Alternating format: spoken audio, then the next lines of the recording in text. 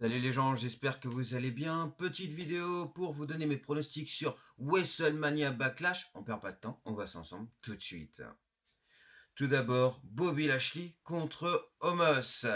Bon, pauvre Bobby Lashley, il a perdu son manager. Depuis un certain temps, il n'est plus champion de la WWE. Puis entre-temps, il s'est aussi blessé. Franchement, c'est vraiment pas cool pour lui. Donc voilà. Puis d'un autre côté, Omos, bien qu'il ait perdu à WrestleMania, bah, il a quand même récupéré MVP, quoi. Et si on veut que tout simplement cette rivalité continue, parce que Bobby Lashley, oui, a gagné à WrestleMania. S'il a le gagné encore, ça ferait 2-0, donc la rivalité est terminée. Et pour Omos, s'ils veulent en faire un catcheur relativement très intéressant, ça serait mal barré. Donc je pense que tout simplement, ça va être Omos qui va gagner, avec l'aide MVP, vraiment pas cool pour Bobby Lashley. Et donc voilà, et que la rivalité continuera un petit peu. Donc victoire de Omos. Ensuite, tout simplement, Happy Corbin contre Matt Camos. Bon, l'avantage, c'est que normalement, après ce match, tout ça, ça devrait être terminé. On serait tranquille entre Happy Corbin et Matt Camos. Peut-être. Parce que sincèrement, moi, c'est le match qui me hype le moins de la soirée. Encore une fois, je peux me tromper, et si ça se trouve, ça sera un très bon match. Mais franchement, bah, c'est le match qui me hype le moins, tout simplement. Dites-moi en commentaire quel match pour vous vous attendez le moins, tout simplement en commentaire, parce que ça m'intéresse de le savoir quand même. Et celui que vous attendez le plus, bien sûr. Mais moi, celui-là, en tout cas, je pense que c'est celui que j'attends le moins. Donc, ben, que espérer de ce match une petite victoire de Matt Camos pour essayer de le mettre en avant. Peut-être. Ou Happy Corbin. Happy Corbin qui a quand même de l'expérience, même si je le préférais il y a quelques années précédentes. Mais bon, ça c'est la vie. Mais bon, Happy Corbin ça reste fun, on va dire ça. Donc, allez, victoire d'Happy Corbin parce qu'il faut bien se décider quoi. Le match Edge contre Edge Styles. Ce match risque d'être relativement très intéressant. Et pour ça, il faut parler du WWE Raw. Qu'est-ce qui s'est passé à ce dernier épisode? Tout simplement, nous avons eu un match Edge Styles contre Damian Priest. Si Damian Priest perdait ce match, tout simplement, il n'aurait pas le droit d'être aux côtés de Edge pour WrestleMania Backlash. Et AJ Styles a gagné ce match. Donc, tout simplement, Damian Priest ne sera pas aux côtés de Edge pour WrestleMania Backlash. Bon, ils n'ont pas du tout apprécié et ils ont commencé à casser la tête à AJ Styles.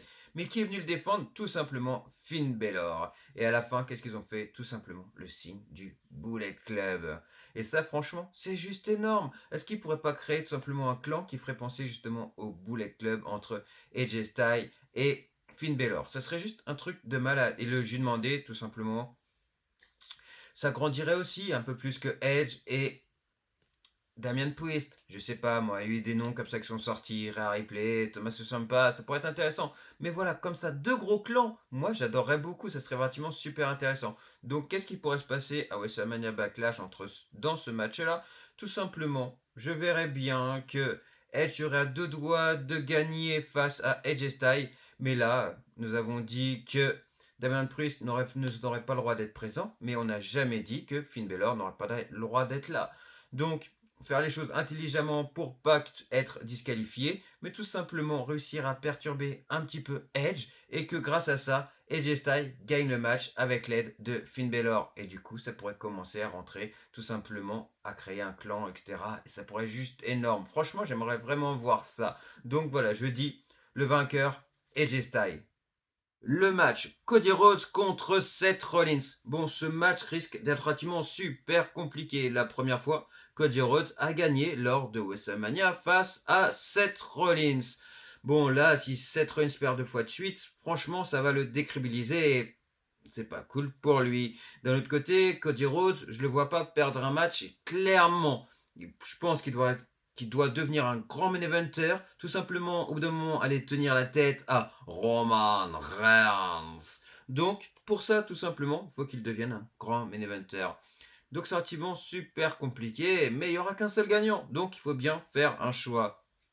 Alors je pense que Cody Rhodes va clairement faire le travail et tout simplement il va faire un très très bon match. Ce qui va frustrer tout simplement Seth Rollins. Et au bout d'un moment, il va certainement peut-être en avoir marre parce que c'est un très bon heel. Alors je sais pas, peut-être qu'il va se faire aider, peut-être qu'il va aller tout simplement choper une chaise et en foutre un coup sur Cody Rhodes. Mais voilà, du coup il va tout simplement être disqualifié et Cody Rhodes gagnera tout simplement parce que Seth Rollins aura triché. Donc, je dirais victoire de Cody Rhodes.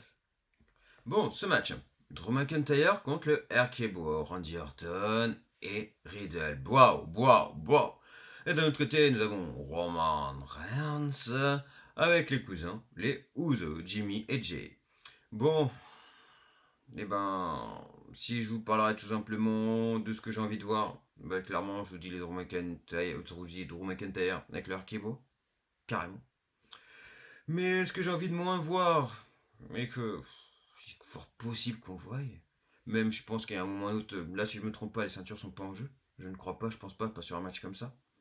Mais si les ceintures seraient en jeu, je pense qu'à un moment ou un autre, ils vont réussir à nous faire tout ça, les Usos, les ceintures unifiées. Mais ça serait vraiment pas cool, mais j'en serais possible, à vrai dire. Mais là, je crois pas que ça soit le cas, donc c'est plutôt bien. Donc ils pourraient perdre. Mais Roman Reigns et les Usos perdent.